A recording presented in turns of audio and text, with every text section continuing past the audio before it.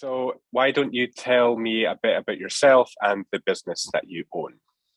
So I am Julia.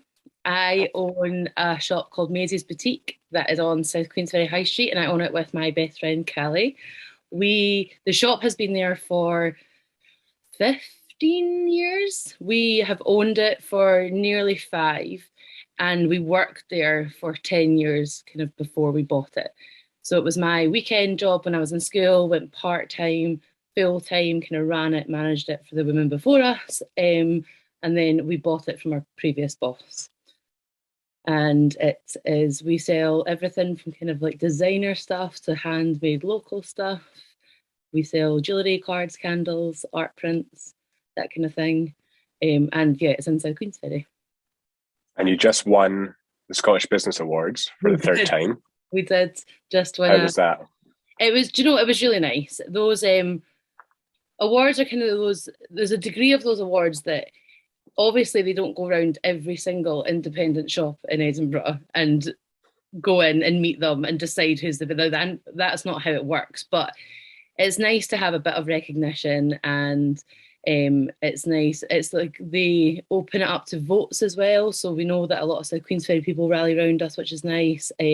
So you know, it's good. It's nice. It's nice to be recognised, and it's nice. It's nice to have something to say that you know that to show for your work, which is nice. So yeah, it was good, and it was a good night, and it was nice to be in the kind of business environment and meeting other businesses and stuff again, because obviously it's been a while since that happened. How did the pandemic affect business? How did well, I mean, we were shut. So we were obviously shut through both lockdowns. The first lockdown we didn't have a website. We had no way to sell anything apart from like we had Facebook. So we were literally like, if anybody needs anything, it was all through Facebook. It was all, and it was really hard because obviously you weren't allowed to encourage people out of the house. So we were trying to run a business without having an online shop that couldn't encourage people out the house.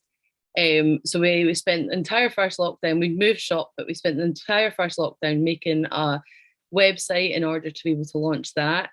And then the second lockdown happened and we weren't allowed to do the click and collect, which was put loads of money into doing and setting up because we kind of knew that was going to happen. But obviously it was bad because we were shut. So we spent, altogether, 6 months not being open at all.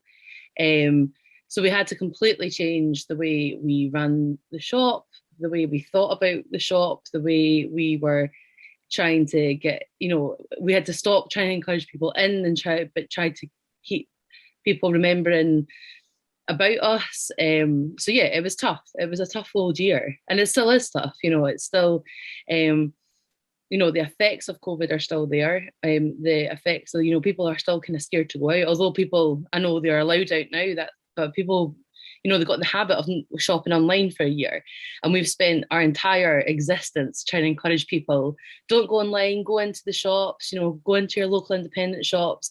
And then we had half a year of being like, you're not allowed to go into those shops. You only have to shop online.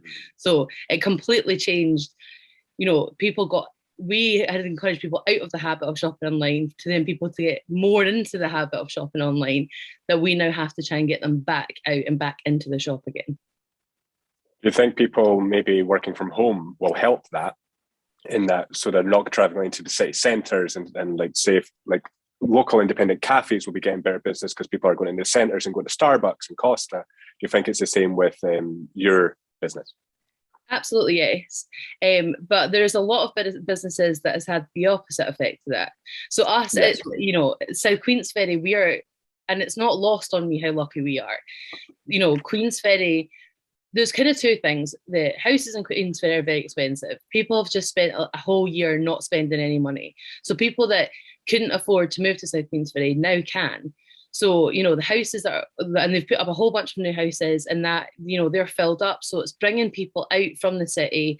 And, during lockdown, I don't know how much, anyone, you or whatever, but Queensferry was a hot spot for your daily walk.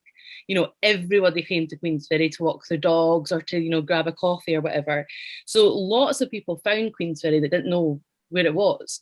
They didn't know that there was things to do. They didn't know there was shops, didn't know there was cafes. And people working from home, whereas before, so they're Monday to Friday, we weren't, they didn't have time to come down to the high street Monday to Friday, and then their weekends would be spent with their family or whatever, not necessarily inside Queensferry. Whereas all of a sudden they had an hour's lunch break on a Wednesday, and they were coming down to the high street, and they were coming in, we were meeting people that had lived in Queensferry for 5 years and they'd never been in, or they, they've never had a chance to come in, or they always had their kids or whatever, and they now had time to go into the local independent shops. But that is uniquely to places like South Queensferry. There's so many independent shops and small businesses that relied heavily on office workers, that, they pay the rates and the rent of city centre locations that are now not getting the footfall. People moving, university students that, there's little kind of places in Edinburgh that were all students that suddenly didn't have anyone living there because all the students were going home.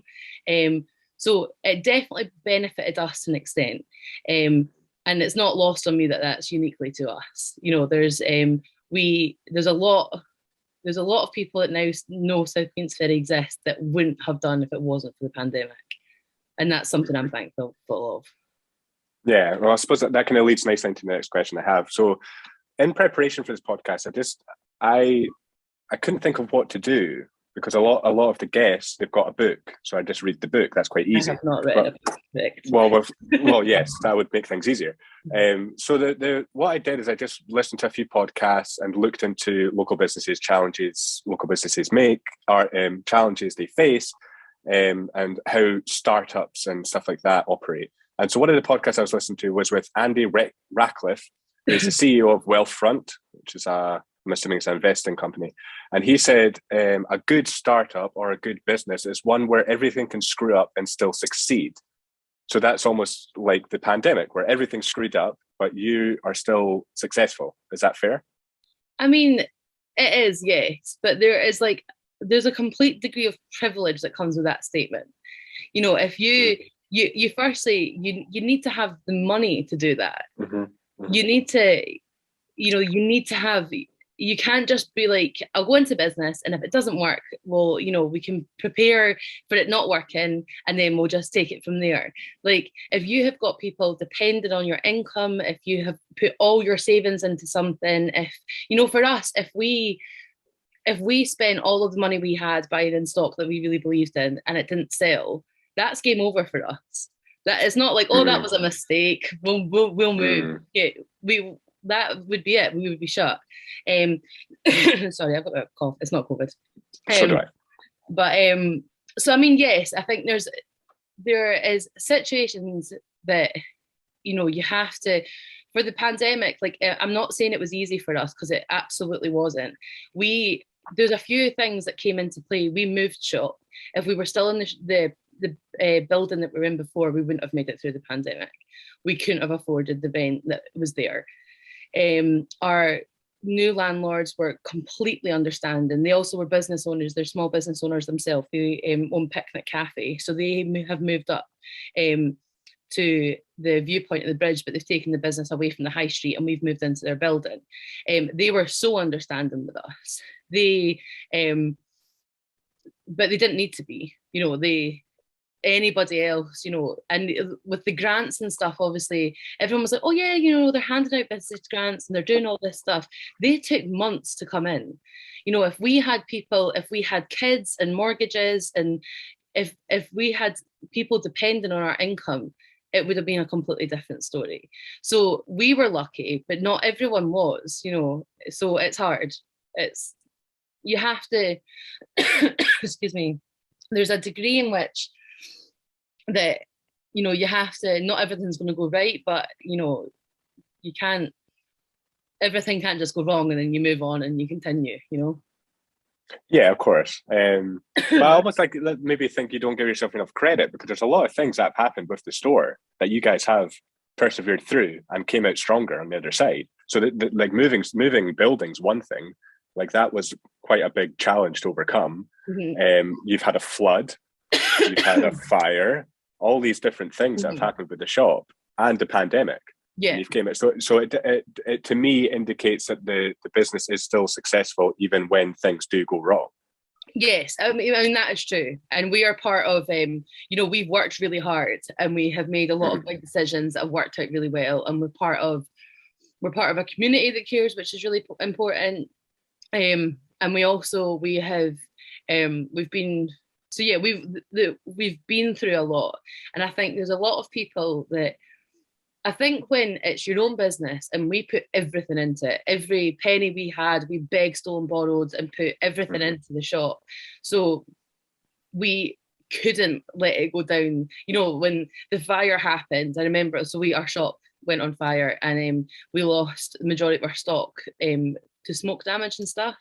And I remember being like, this can't be the way that it goes. Like, if we've tried everything and we've given it our all and it doesn't work and we're just not getting the customers, that's different.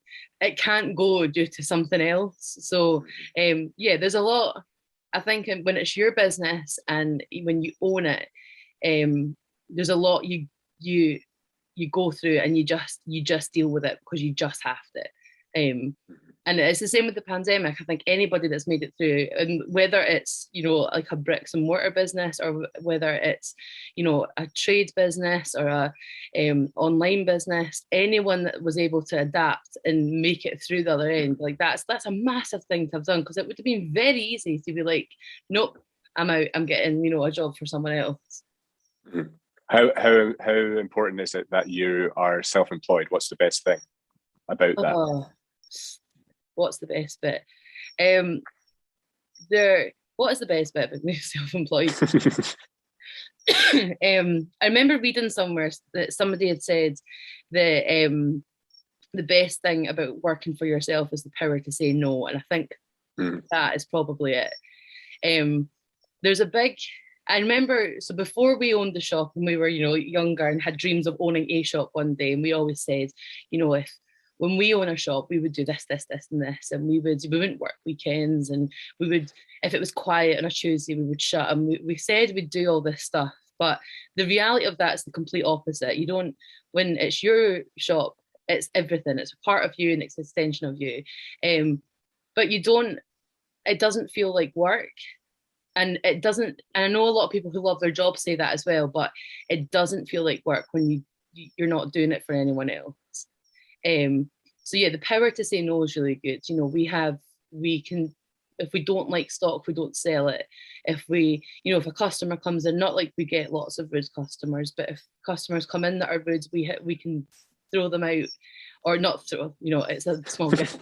They're not, like, we're not chucking people out, but we have the ability to do that without going, actually, it's not ours. So yeah, the ability to say no is probably the best thing about being self-employed. Not working for somebody else.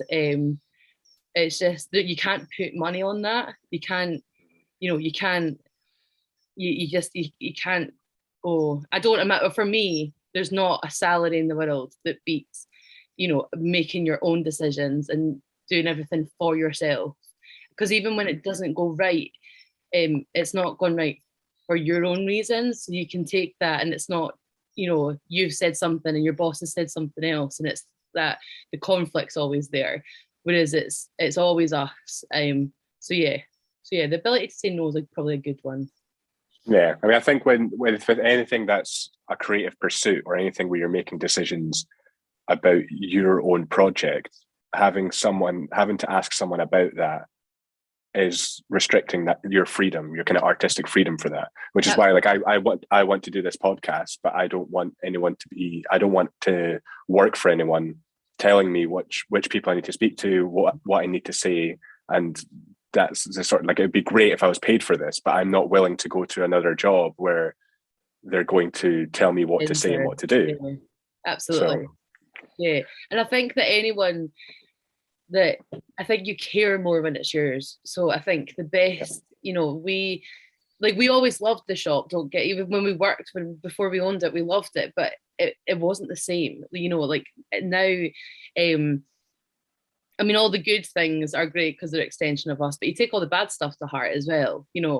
Like, if anyone complains about anything, like, it took us, I remember the first year we had the shop, and we don't get loads of complaints, but people would say, or it maybe it doesn't look as nice as it always does, or your stock's not as nice, or and like that's like a stab in the heart because you don't got anyone to blame. You've personally done that.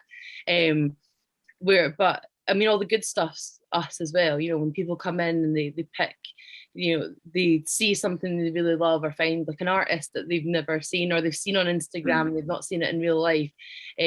Like that, like that's all on us as well. So yeah, it's nice not having anybody else to tell us what we're doing. We just go your gut and go for it. Is it important to have dedicated customers? I think so. There's that idea. Sorry, it was just that there's one idea that I thought of. I've not read the book. I think it's a book anyway. It's a book called 1,000 True Fans. And it basically says that you just need 1,000 dedicated people, whether if you're an author, it's 1,000 people to buy each book you write. If you're a musician, 1,000 people to buy the album. If you own a shop, 1,000 people to like dedicated people that will consistently come in and buy a product, and you're going to be fine. Do you find that like you need that dedicated customer base? Absolutely, you do. I mean, we've had obviously we get 1,000 people or whatever through the doors a month, but sure. Our regulars, like that is your bread and butter. That is the people that will be the first people through the shop after the pandemic hit and we were allowed to reopen. It was the first people back to the shop after the fire. It is the people that were buying gift vouchers in March because they knew we were heading into lockdown and they've not redeemed those gift vouchers and they're not going to redeem those gift vouchers. They just wanted to help. So your regulars are, for us, our regular customers are the people, I suppose, in any aspect, like your biggest fans or your biggest supporters or whatever. Those are the people that you're accommodating to. Anyone else is a bonus. So if you can get, as you said, if we can sell enough that the locals of South Queensland are regular, we call them the Maisie's mums, because it just well, not all of them, but we kind of call them the Maisie's mums because they've had kids that we've known their entire life and they come in all the time and we know them really well. We know their families and stuff really well now. But if you can keep them coming back, if you can keep them interested in what you're stocking, and it's because it's hard as well because we're a small shop, so it'd be really easy just to sell all the stuff that sells really well. But then at that point, all your regulars have got it all. So you can't do that. You have to keep it new and you have to keep it interesting. And whatever we buy with them in mind. Like we'll go to trade shows or we'll see stuff with agents and we'll say, oh, so and so, that's really up her street, or blah blah blah loves this brand and that's their kind of colors. So that's who we're buying for because that's the people that are buying it. So that's the people you want to keep the happiest. And then there's an element. So Queensferry is it's not as touristy as people think, but there's a lot of visitors that come because of the Forth Bridges and they come to see the bridges. So, the Scottish, we buy kind of Scottish stuff.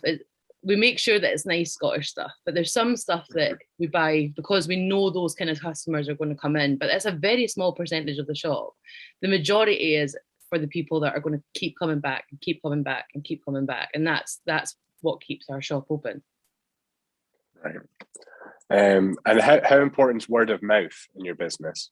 Do you find people come in and say, oh, so-and-so recommended I come in here? Or do you find it's more social media? So I came across you on social media or something like that? Or is that a mix? I think it's definitely a mix. I mean, social media, that is, that for any business, it's free advertising. It's something you don't have to pay for, that you can get your products out there. It has its downsides as well, but for us, word of mouth is really important because a lot of people, will say, oh, I'm heading out to, and there's quite a lot of restaurants in Queensferry that people visit and they've made a bit of a name for themselves. So people will say, oh, I'm going to, whatever restaurant this weekend. And then we'll get a lot of people being like, oh, there's a wee shop called Maisie's there, you should pop in and stuff. That's really important to us. But we reach the more, our reach in social media goes beyond that. That makes people come to Queensferry for us, So it's definitely a mix. We probably prefer word of mouth. I think you're far more likely to believe a friend to say, oh, I've seen this place that I think you're really going to enjoy, than you scroll through something, you like it on Instagram and then you forget about it. Whereas if somebody recommends somewhere to you in person, it's going to stick in your head more. They're going to Mm. be like, oh, remember Gregor saying he went to somewhere in South Queensbury and it sold really nice cards, and then you'll remember. Whereas if you've just Mm. liked it and scrolled past it, it's not going to stick in your head so much. So it's definitely a mix, but word of mouth, it probably gets people through the door more than social media does.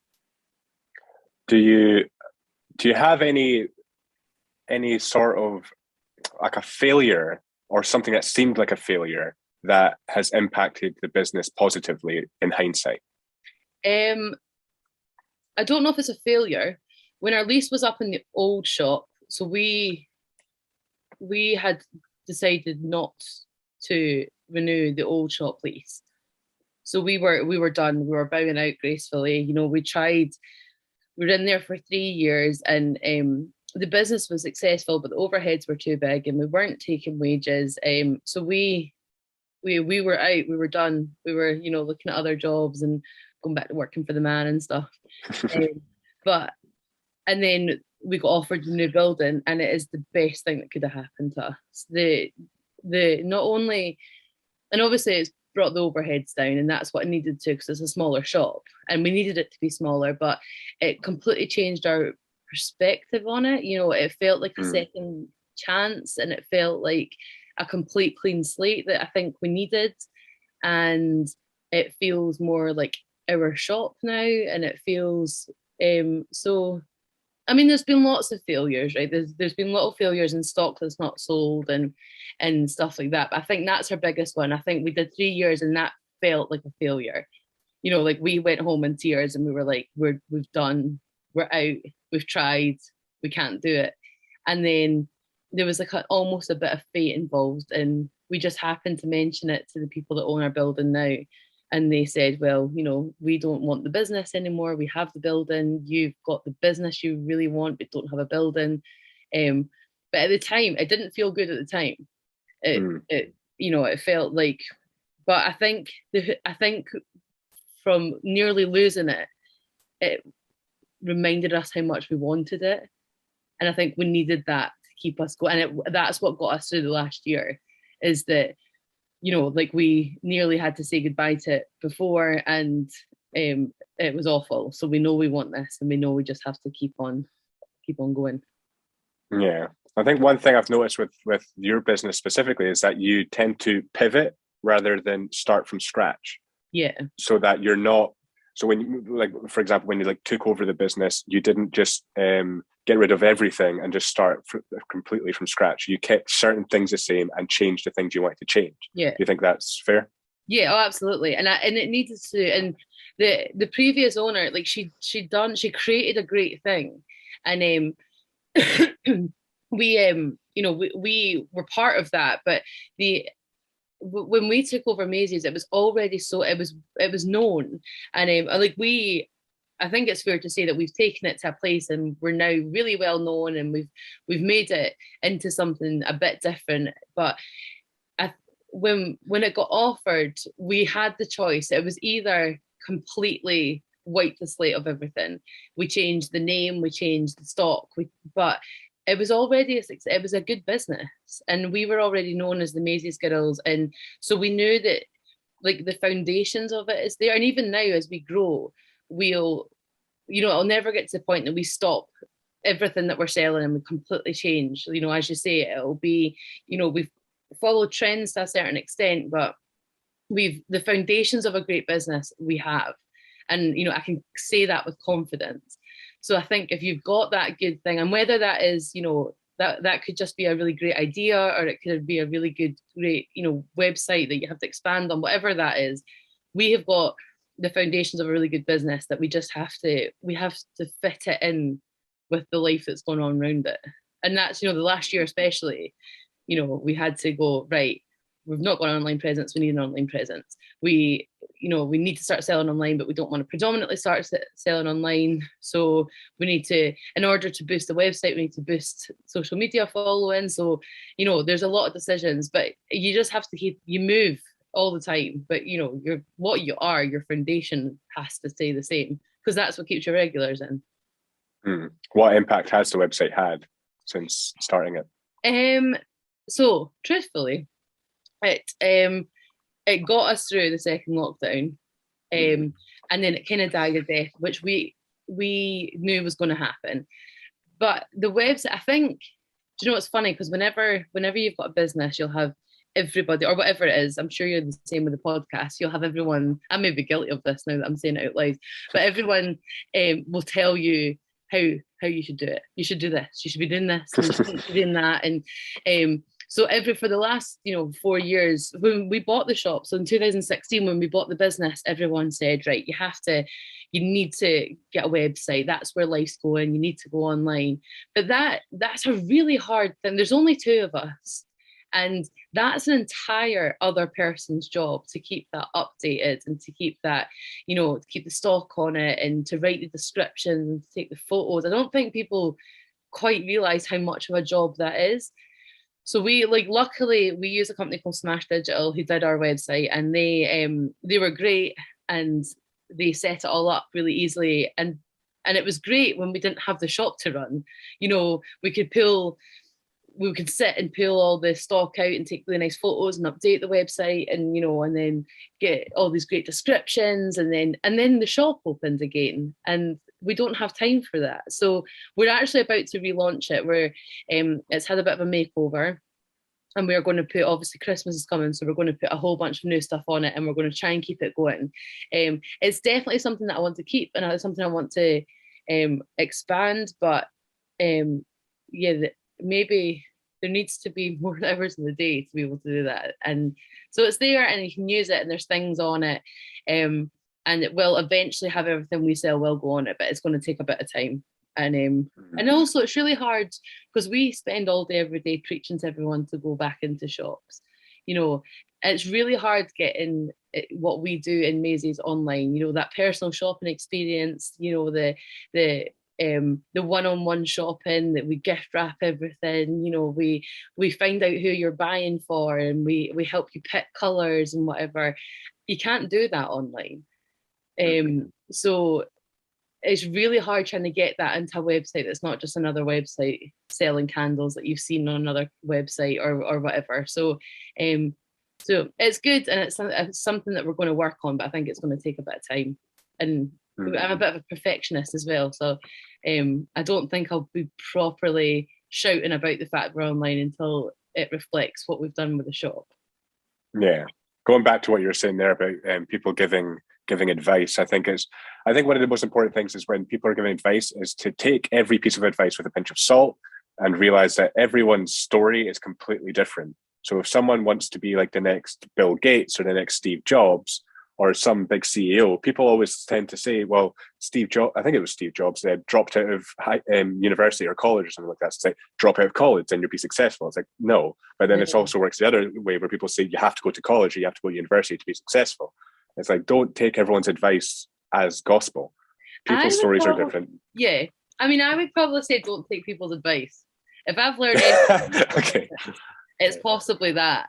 Do you know what? I think I definitely agree with that. So for us, until you have ran a small independent gift boutique in South Queensferry on the high street, you don't get to tell me what you think you should do with my business. And that is, and I don't mean that to sound horrible or nasty or unfair, but I'm not talking to people that, that are genuinely being like, oh, I've seen this brand and I think you should sell it or whatever, or you should try this. Like, obviously that advice, take with a pinch of salt, but the minute we took over the shop, all these business gurus came from out of the woodwork and started saying, oh, you need to be doing that, girls. If you want to succeed, you should be doing this, or you should be doing that, or you shouldn't be doing that. And do you know, if you ask them for advice, take it with a pinch of salt. If they come in and start shouting advice at you that you never asked for, I'd say, trust your gut. We went into business with enough confidence that it would work without having to listen to everyone giving you advice all the time. And people think they know what it's like to work for themselves or know what it's like to run a business, but unless you've done it, you don't.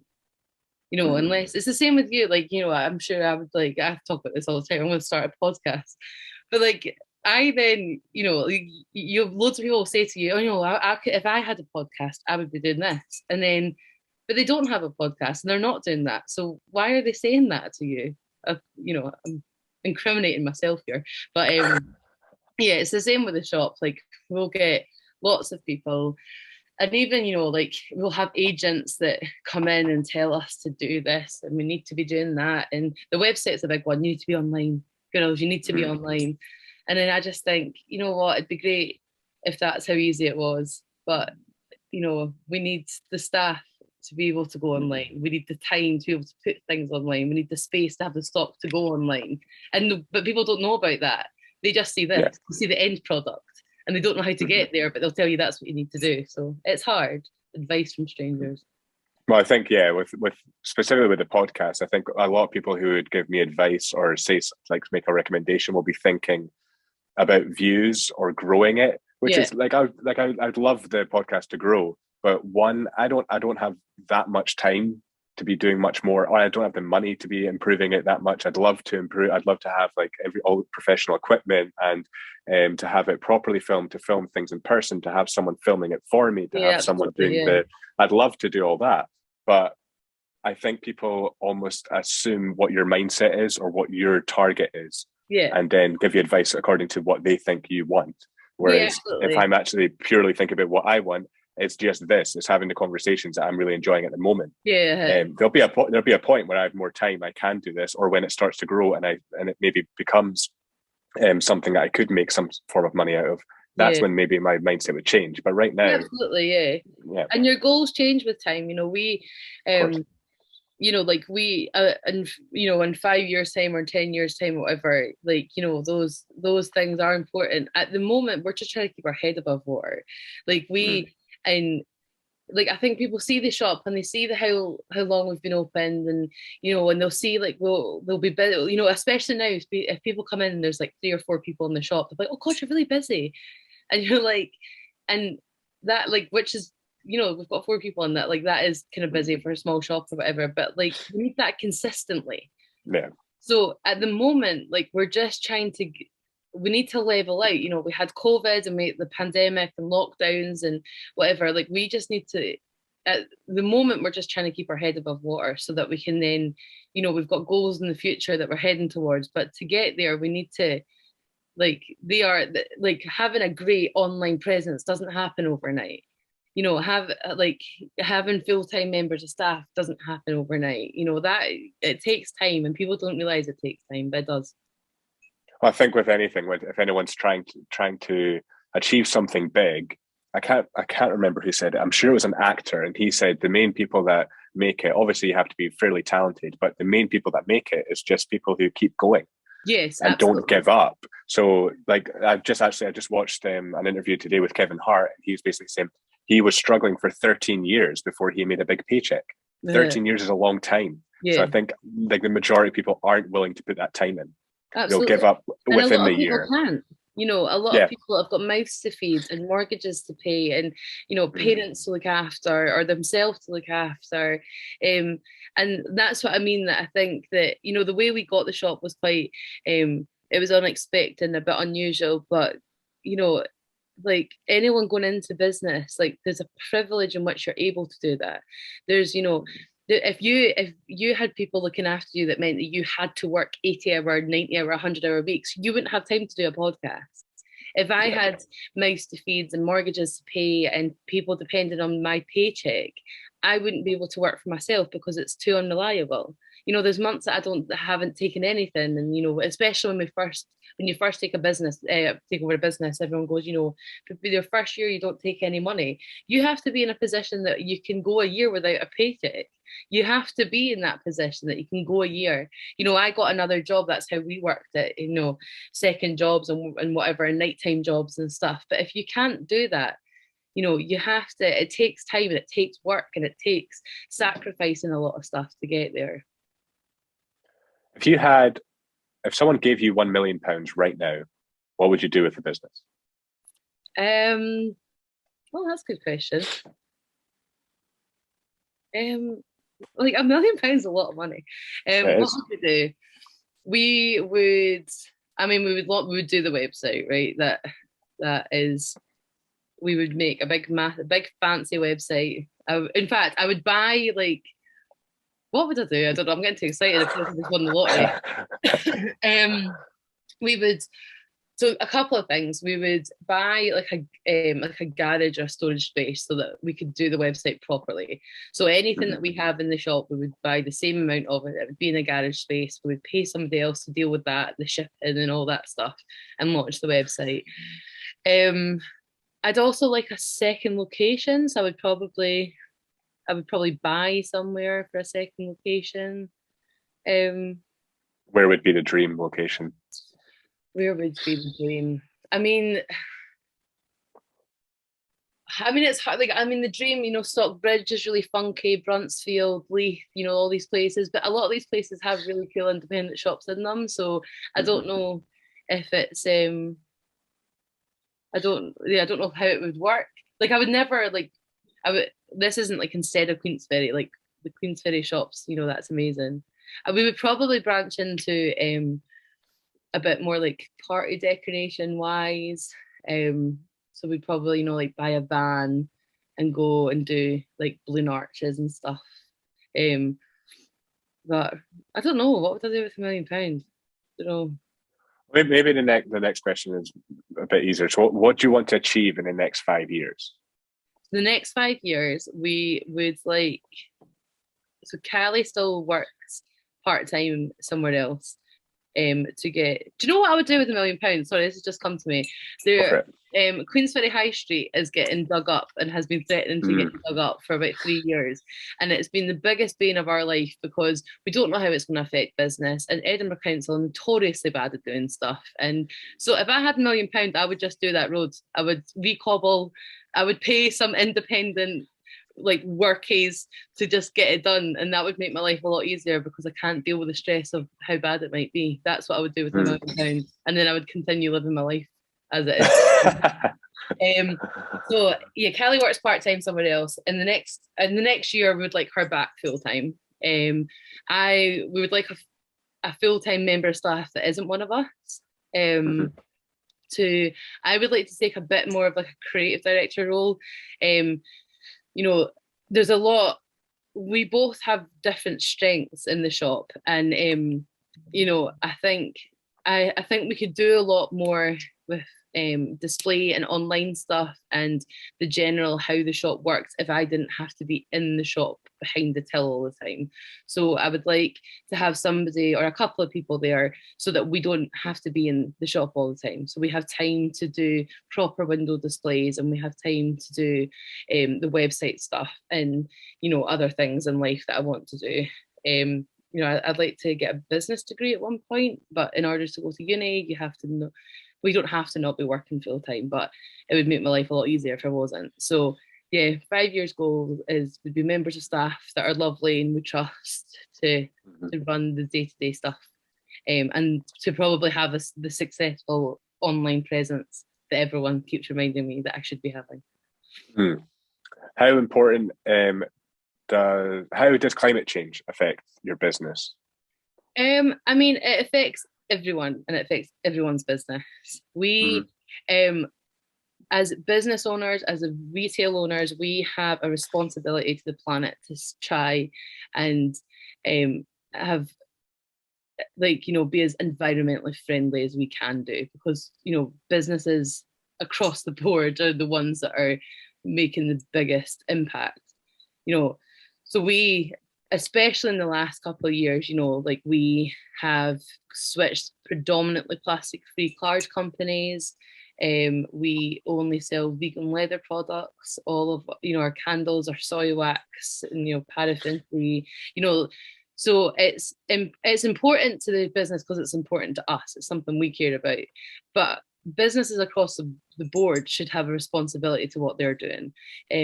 Plastic's the obvious one. You see coffee shops everywhere now doing plastic-free coffee cups and stuff. We're the same. We don't need cellophane wrapped cards anymore. That we still get quite a few people that come in. So instead of them come in wrapped in plastic. They've got a kind of wee sticker on them now. And we get a lot of people being like, oh, they get dirty. And you're like, they're not getting dirty from the high street to your house. Like that's, you've just been conditioned that way because you're used to having plastic on it. So I think all the businesses everywhere, we've got a responsibility to reduce, reuse, recycle, the same as what everyone's doing, but on a much bigger scale. We recycle all of our cardboard, we use plastic-free companies. A lot of our companies like make scarves and things out of plastic bottles, which just blows my mind because I don't know how that works, but it's very impressive. So yeah, I think every business, we've all got a responsibility, especially now. Is it important to stock independent and local retailers and businesses at your shop as well? It is, yes. Do you know what? It's quite a hard thing. I think this is, especially over the last year, I think because a lot of people were at home and started crafting. And do you know, in an ideal world, we would sell only independent, small craft things. But a lot of people, they don't understand the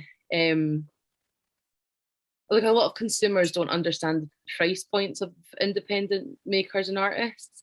Do you know, like to somebody, I've spoken about this to your mum actually, who knits and crochets, but like people will see a knitted hat and they'll say, like, oh God, that's, £10, £20, £30, £5, however much is too expensive for them. And then, but they don't realize that someone sat there for 4 hours or 7 hours and made that. And it's the same with jewelry and cards. I think people love the idea of locally crafted and independent artists, but they're not prepared to pay the price of their hourly wage. And it's the same with people that come to us, because obviously, like, there's a wholesale price and a retail price and whatever, and people will come to us and say, I've got an Etsy page in which I sell this card for £1 on my Etsy page. So they want to sell it to us for £1. And you're like, well, that's not really how it works, because we have to pay, we've got rent and we've got rates and we've got VAT that we have to pay as well as ourselves. And before we even pay ourselves, we have to pay the electricity, the water, like all of that stuff, the overheads that we have that retailers that sell on Etsy pages and stuff don't have. And so, they'll sell it on their Etsy for £1 or £2 and then want the same for us. So then we have to put a markup on it to cover our costs. And then they'll get, either annoyed that we're selling it for more, or we won't sell it because they can buy it from their Etsy page for cheaper. So it's important to me to support independent artists, and it's important that I think everyone should be supporting independent artists, but I think that people aren't prepared to pay the price of them just yet. So we have to have a mix. We have to have, like, and I'm not saying like we don't sell like loads of, manufactured stuff from China either, but there has to be a mix, because people aren't prepared to pay the price, because they don't see the value in it quite yet. We're slowly getting there. People are slowly going, oh God, this is handmade and it's whatever. But until people see the value of stuff and not the price. But it's important to us. So we definitely do. We stock a big mix, from local stuff to independent stuff to crafted stuff to more designer stuff as well. So big eclectic mix. And is it important to be amongst other local businesses? So Queensferry High Street's predominantly all small local independent businesses. Do you find, you've already mentioned that you tend to recommend each other to customers. Is there any other part of being amongst local businesses that's positive? Yeah, I mean, absolutely. And I think like high streets like ours don't exist anymore. Like you don't get high streets that don't have like a Greg's or a Costa or and I'm not saying that, like, I know a lot of people want those things. Like I do understand that, but to be surrounded, I don't think people that not all people that live in South Queensferry, but I think we're so lucky to be on a street that is predominantly, I think the only non-independent places there's like a Bookies, but all the rest are independent pubs and restaurants, and like that's amazing. Like that is, it's all you're pouring your money into these independent businesses that they're helping it's gone back into Queensferry firstly, because through employment of the people that live here, but you're putting your money into families, into community, and it's not just going up to some big billionaire CEO, and it's not going there, it's staying local, and even for us to be able to, for people for us to be able to say to people, all down here, it's that's an independent cafe who stock independent coffee. It's ethically sourced coffee. That's there's a shop that's all made of all handmade stuff in Scotland and things like that. It's a really good community to be part of, and it's a really positive community to be part of. And the more successful we are individually as businesses, the more successful the community, wherever you are, the community are. It makes it more successful. The busier Maisie's is, the busier the high street is, the more people that pop into the other places. So it's important to me, and it's something I'm very proud of to be part of. Yeah. So I want to move on to quick fire questions. These are some nice, fun, interesting questions. Before we start as well, I should mention, so the first few questions were from Tim Ferriss's podcast, and the second section of questions is from Inside the Actors Studio. I imagine James Lipton came up with those. So first up, what's one book that you would gift to the most people, or that you have gifted to the most people? What is there's a book called The Buddha and Me, The Buddha and You that I talk about a lot. That is so that I have gifted that to a lot of people. It's really interesting. It's not overtly spiritual or religious. It's a really interesting read about a man that changed his life through finding Buddhism, that was first gifted to me by a friend that was just out of prison who and I got given it and a bit like, all right, but I read it and it's really interesting, and it changes the way you think in like day-to-day life. So that I have given that to a lot of people, and I would recommend that to a lot of people. It's probably that. Okay. What purchase of £100 or less has impacted your life the most? Ooh. Well, that's a good question.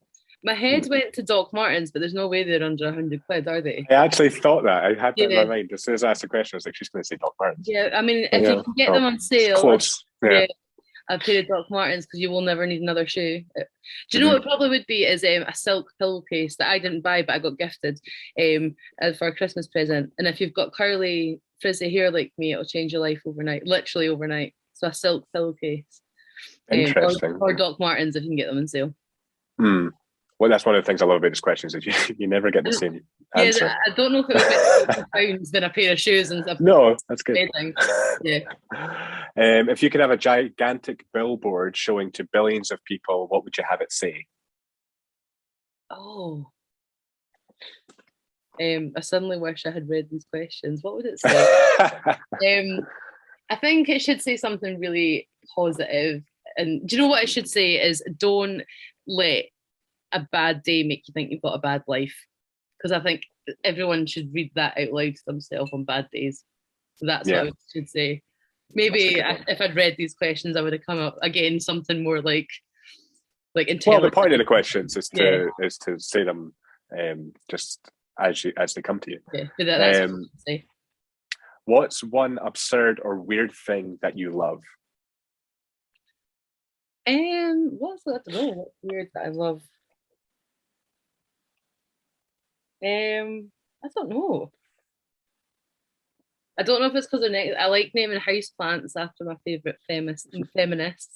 I don't know if it's just because they're next to me. I don't know if I like weird. I love weird things, but I can't think of any of them. Well, that's a pretty weird thing. What's the names of the plants? Well, we've got loads. I've got a bonsai tree called Ruth after Ruth Bader Ginsburg. They're all named. There's a Gloria from Steinem. There's a Jane from Jane Fonda. There's a Dolly Parton. There's Stevie Nicks. There's lots. So maybe that's it. I name my house plants after my favourite feminists. And who's next when you get another plant? Have you got an idea? Yeah, so Emily Harris needs a plant, but they need to have the right leaves because she had pretty mad hair. So yeah, that's the next plant, I think. What did Emily Harris do? I don't think I know her. She's Clash, she's a singer. Okay. But she also like she kicked ass in the 70s. And she was really big in the 70s, and she did the same ilk as like Janis Joplin and stuff. But she sang, and she told a lot of the men in the country world where to stick it. Where to stick it. Fantastic.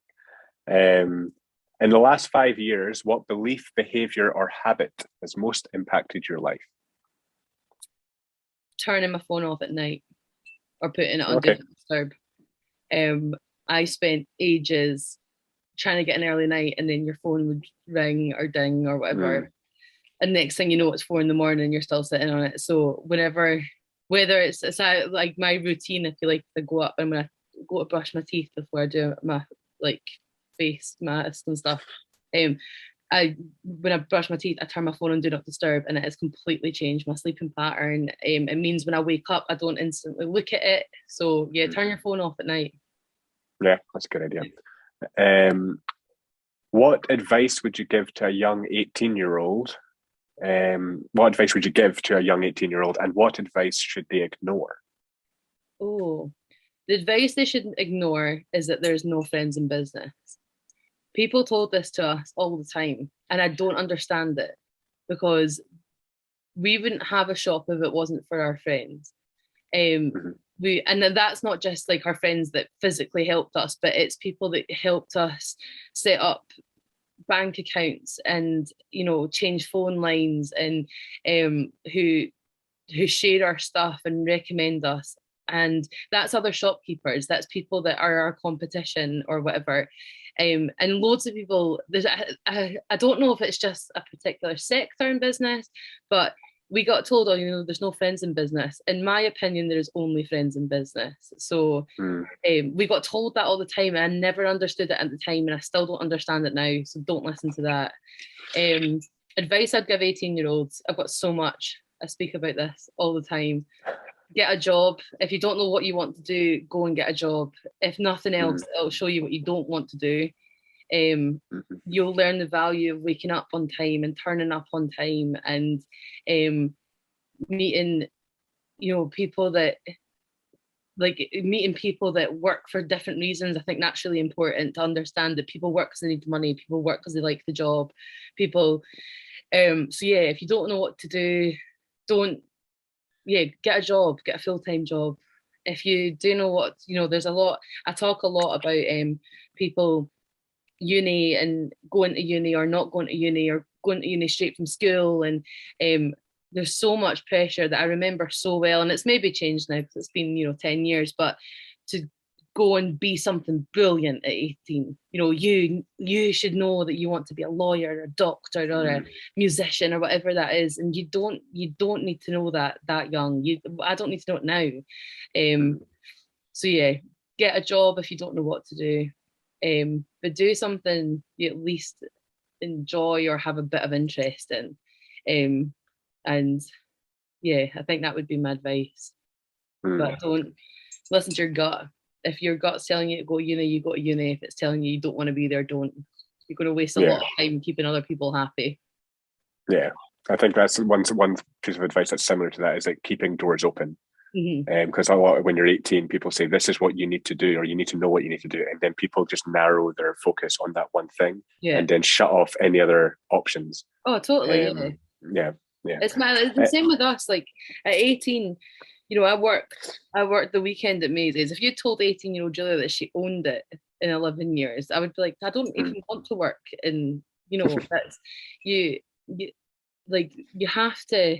Nobody knows what they want to do, and I think that you have to leave a lot up to what you fall into and what fate sends your way, and what you actually are good at that you don't realize you're good at 18. I think I'm very much a people person, and I didn't realize that till a lot later on in life, that I worked in bars, and I'd worked briefly in clubs and retail, and none of them had a link until my mum one day was like, yeah, but it's all people, you deal with people all day. And I was like, oh my god, that's what I'm good at. I'm good at people. And that there's value in that you don't realize at 18. So keep the doors open is a good one as well. But yeah, listen to your gut. Yeah, get a job. when you feel overwhelmed or unfocused, what do you do? I surround myself in noise, and I I don't saw think, this, yeah, social yeah, media post. Yeah. yeah. I think it's a lot of. Don't get me wrong, we have sad days that I can't get out of bed as well. But I think when I'm really overwhelmed, I get overwhelmed in quiet situations. You know, as I'm extroverted. I think it's something to do with that. And a lot of people tell you, you know, if you're overwhelmed, you know, take a minute or go for a bath or go for a run or put a face mask on and read a book. And it makes me feel worse. So I surround myself with noise, go to gigs, go to busy places, you know, go to parks that are really busy or go to pubs that are really busy, go to gigs that are really noisy. That gets me out of my head a little bit. Mm. Unfocused is kind of hard though, because it's hard to be focus yourself surrounded by distraction, but it definitely noise helps me calm down, which focuses me a bit better. Okay. What is your favorite word? My favorite word's autumnal. I Okay. don't. Just There's not a reason for it. I just think it's a really lovely word. Autumnal. it's a nice word to say. It is a nice word to say. Why? What's your least favorite word? Quirky. Oh, why? People describe me and the shop as it, and it always sounds like an insult, even when it's not one. And I don't know why, Okay.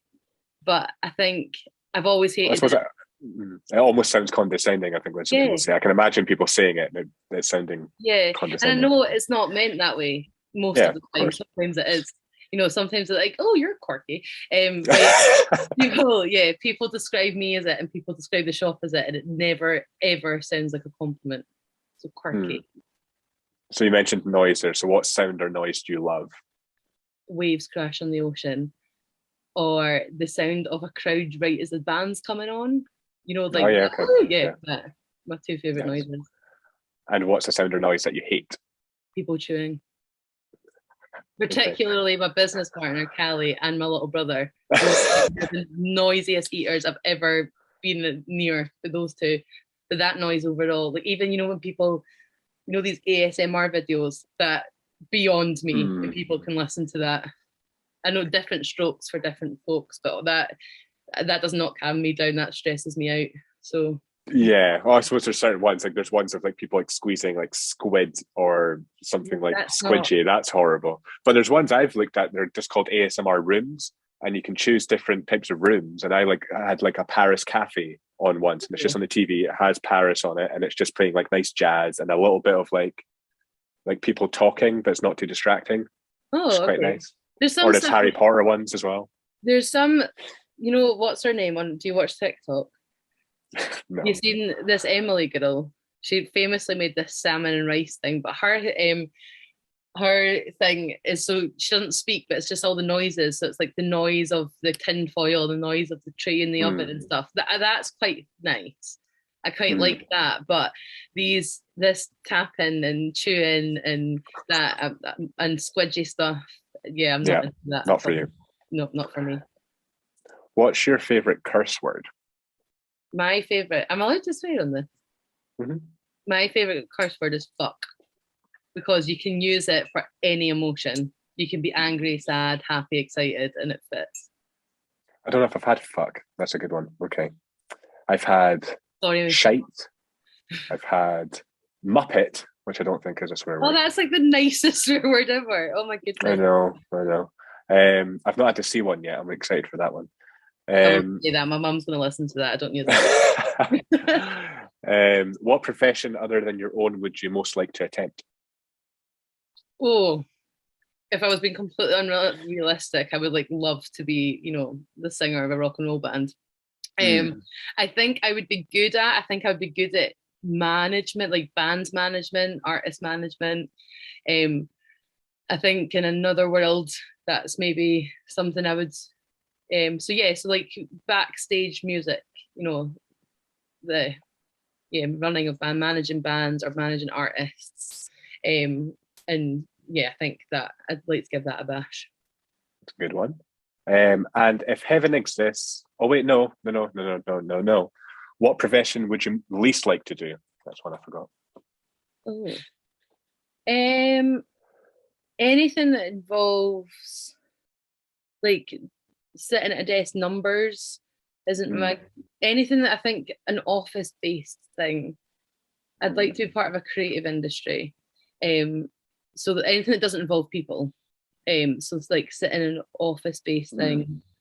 Anything, I also, that being said, I would be a rubbish doctor, I would be a rubbish nurse, and they're people orientated. But yeah, probably anything sitting in a desk that isn't a creative outlet of some sort. Okay.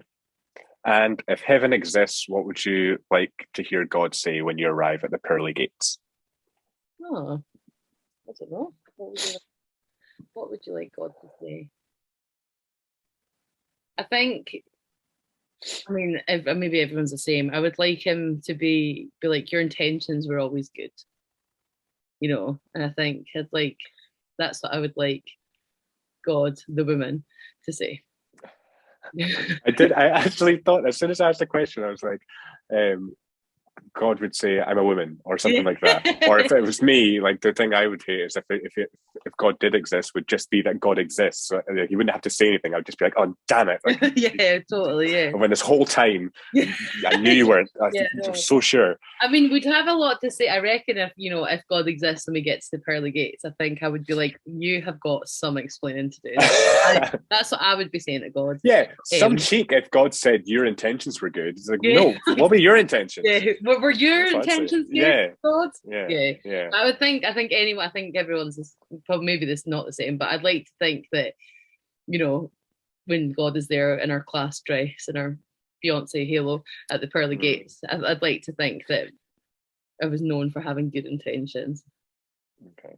And lastly, where can people stay up to date with Maisie's? Where can they find the shop? And where's social media and stuff like that? So Maisie's is on the High Street in South Queensferry. It's technically West Terrace, but it's on the High Street. It's up. You'll see it. We've got a lovely flower arch outside. We're on Instagram at Maisie's South Queensferry. We're on Facebook for Maisie's Boutique SQ. We have got a website. It's all linked there. So yeah, we're pretty easy to find. But I would suggest a day trip out to South Queensferry if you can, because it's a nice day. There's some beautiful cafes and restaurants, and there's lovely independent shops, and it's worth a visit. So South Queensferry, get the bus out. The old 40 from Edinburgh. Well, everything that you've mentioned, I'll make sure that's all linked in the show notes. But thank you for taking the time. I'm sure we've probably reached about an hour, which is good. But yeah, thanks for taking the time. Thanks for having me. Cheers.